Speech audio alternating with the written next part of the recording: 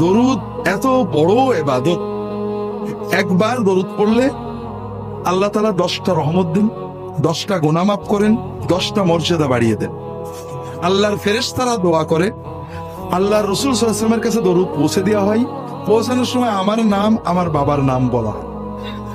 এরপরে নবীজি সাল্লাল্লাহু আলাইহি ওয়াসাল্লাম নিজে দোয়া করেন, সালাম দিলে সালামের জবাব দিয়ে দেন। যে বেশি বেশি দরুদ পড়বে আল্লাহ তাআলা তার আরো কিছু মর্যাদা দেবেন। 1 নম্বর, তার দুনিয়ার টেনশন, মনের কষ্ট দূর করে দেবে। 2 নম্বর, তার দোয়া কবুল করবে। 3 নম্বর, আখিরাতে সে রাসূলুল্লাহ সাল্লাল্লাহু আলাইহি ওয়াসাল্লামের শাফাআত পাওয়ার বেশি যোগ্যতা অর্জন করবে।